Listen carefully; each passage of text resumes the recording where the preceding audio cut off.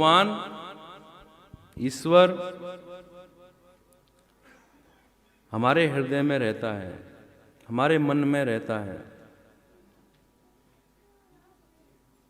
कबीर जी कहते हैं कि मुझको तू कहाँ ढूंढे रे बंदे, मैं हूं तेरे पास में।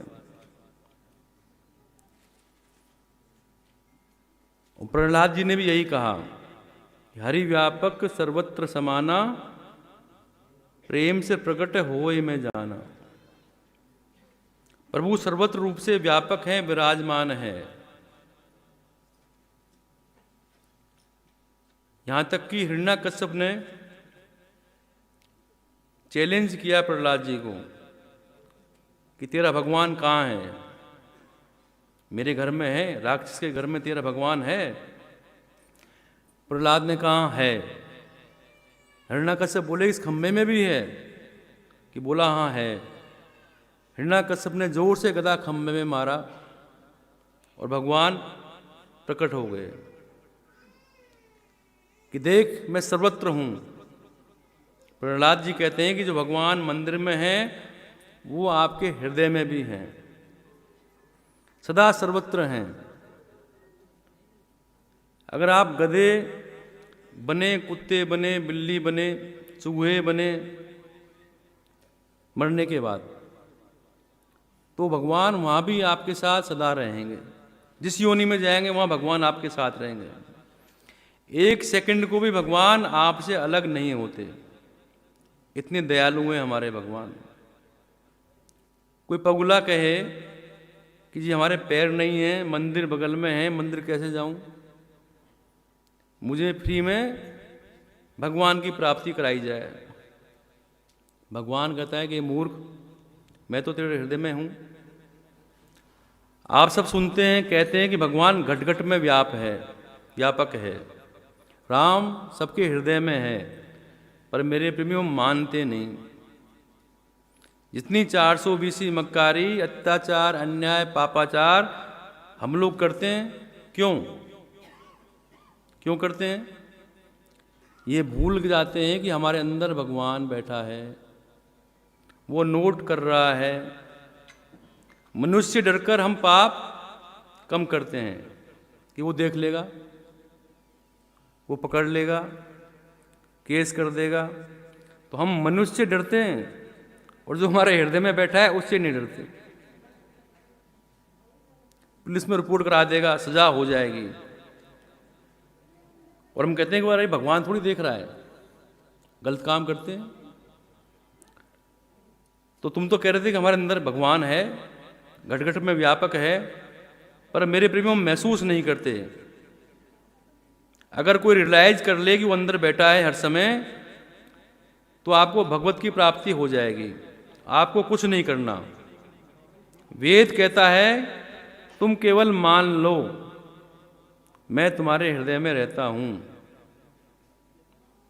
जैसे को मैं को रियलाइज कर लो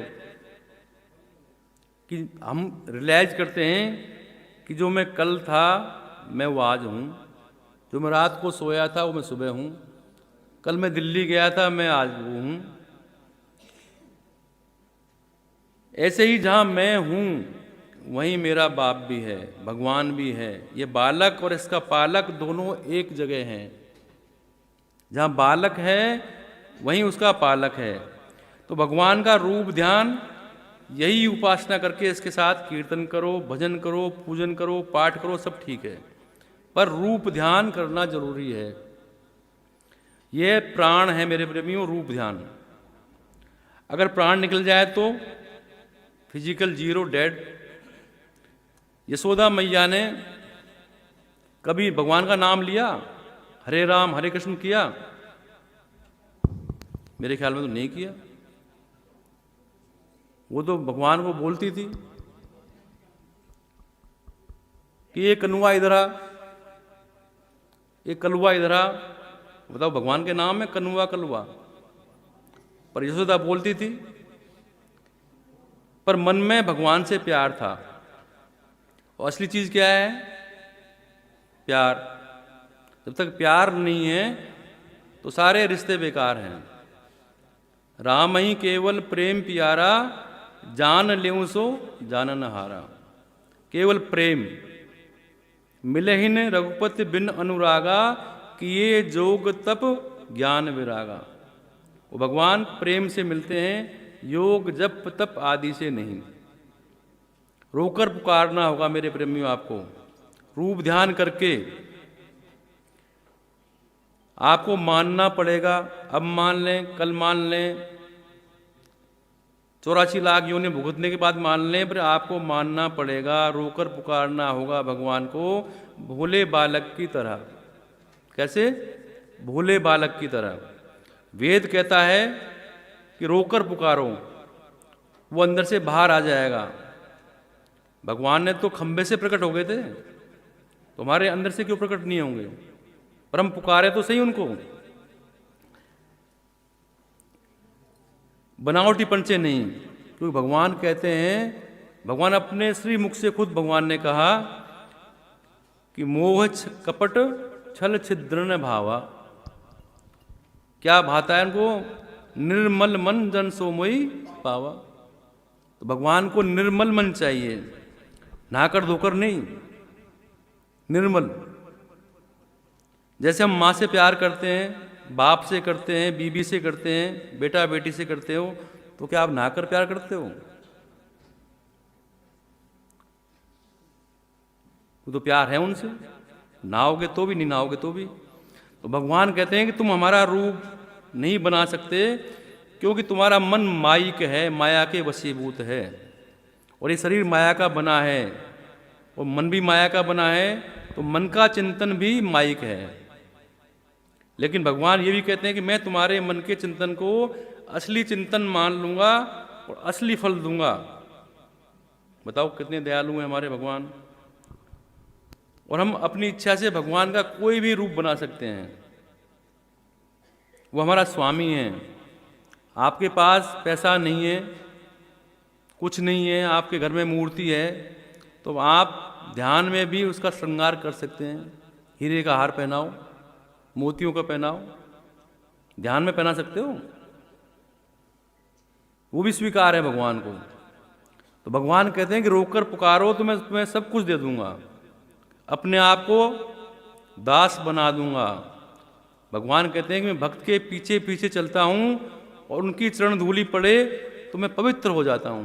बताओ कितनी बड़ी बात भगवान ने बोली है। तो भोले बालक बनकर पुकारो। और हम लोग यही नहीं करते मेरे प्रेमियों, बहुत कुछ करते हैं और करने का अहंकार भी करते हैं। हमारे अंदर अहंकार भी आता है कि हम 4 घंटे पूजा करते हैं, हम 2 घंटे करते हैं, हम तो चारों धाम की यात्रा करके आ गए। यात्रा से क्या मिलेगा मेरे प्रेमियों? बद्रीनाथ जाओगे, पैसा भी लगेगा, शरीर को कष्ट भी होगा,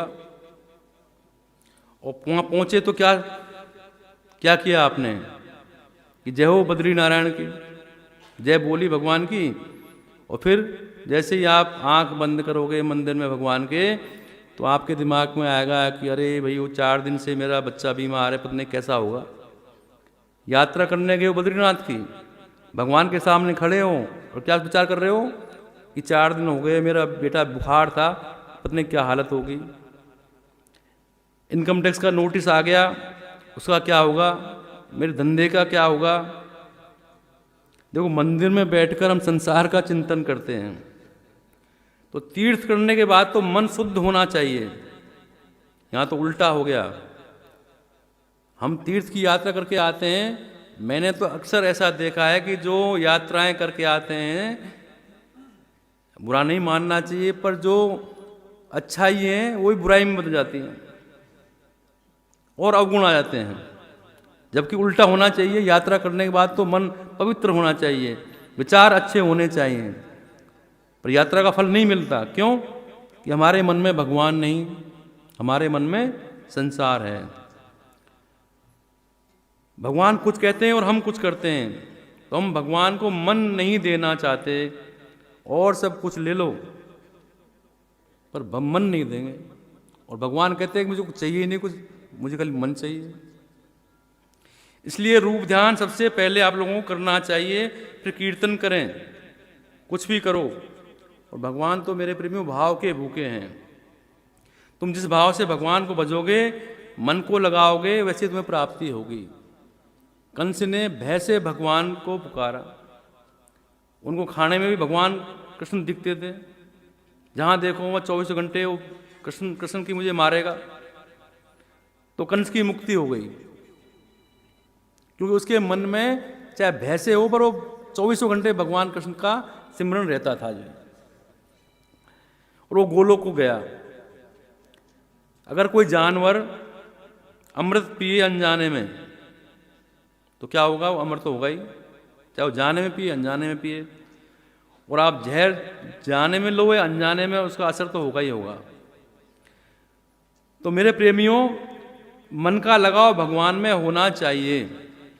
जितना सेकंड तुमने भगवान में मन लगाया पूरी लाइफ में, उतनी देर का ही आप मानव देव आपका सफल है, बाकी सब निरर्थक है। बहुत कमा लिया, बच्चा पैदा कर लिए, कोठियां खड़ी कर ली, पर प्रेमी जाओगे तो शरीर भी तुम्हारा धरा लिया जाएगा यहीं पे।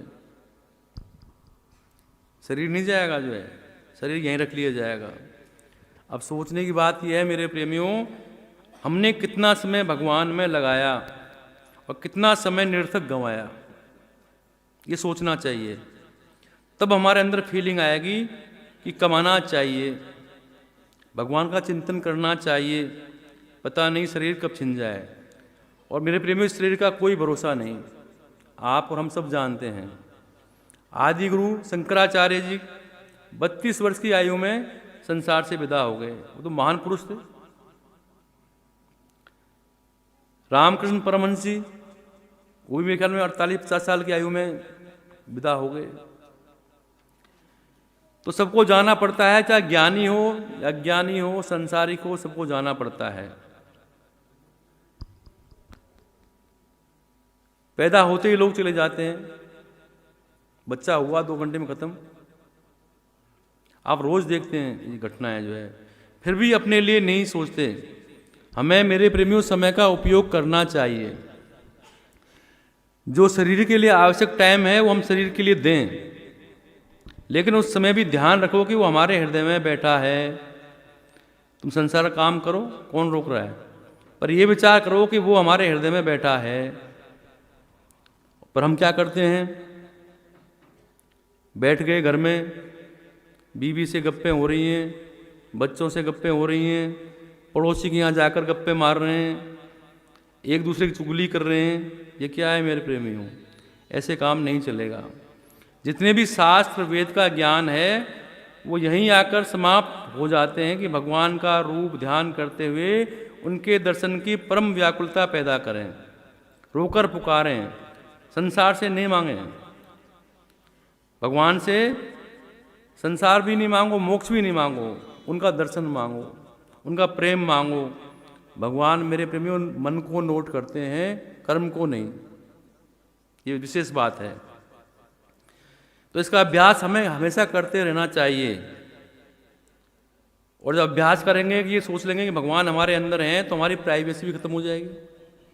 और मैं सोचता हूँ कि हम गलत काम जो करते हैं वो भी नहीं करेंगे। सबसे बड़ा फायदा ये है। तो भगवान मन को नोट करते हैं, कर्म को नहीं। जहां तुम्हारा मन होगा, कर्म कुछ भी करते रहो, पर मेन क्या है? मन।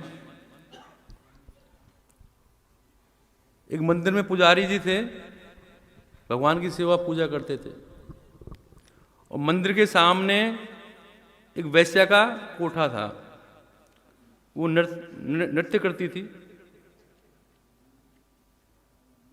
अब मन की बात देखिए आप, वो पुजारी भगवान की सेवा कर रहा है, पूजा कर रहा है, पर उसका मन कहाँ है? सामने झरोके से वो नर्तकी को देख रहा है। सब काम कर रहा है भगवान का, पूजा भी कर रहा है, पाठ भी कर रहा है, पर मन कहाँ है उसका? सामने। देववश उस नर्तकी की और पुजारी की एक साथ मृत्यु हो गई एक समय में। चंद्रगुप्त के पास गए, चंद्रगुप्त ने दोनों का हिसाब किताब देखा तो पुजारी जी को जो है नर्क और नर्तकी को स्वर्ग। अब पुजारी जी बोले, भाई मैंने तो भगवान की सेवा करी है, दिन रात पूजा पाठ किया है, मुझे नर्क क्यों? इसने गंदे काम किए हैं, इसको स्वर्ग क्यों? तो चंद्रगुप्त ने कहा, भाई इसका विधान ये है कि इसने तुमने मंदिर में सेवा करते हुए पूजा की, पर तुम्हारा मन उस ओर लगा रहा, वो मायने नहीं है, वो तुम्हारा कर्म नोट नहीं किया गया। और नर्तकी ने चाहे गंदा काम किया पर उसका ध्यान भगवान की ओर था, तो उसने कर्म वो किया पर मन उसका भगवान में था, तो नर्तकी को स्वर्ग मिला। तो मेरे प्रेमियों, यह कर्म नहीं मन की बात है कि मन इम्पोर्टेंट है, जो हमारा मन, वही भगवान मन को नोट करते हैं। तो इस संसार में हम क्या लेकर आए हैं और क्या लेकर जाएंगे, ये विचार करने की बात है।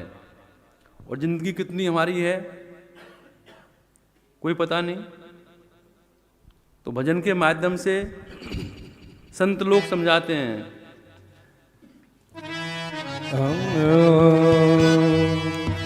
क्या लेके आया बंदे, क्या लेके जाएगा, और मुट्ठी बांध आया जगत में, हाथ पसारे जाएगा। मर जासी रे मानवी, हार ले सिकनक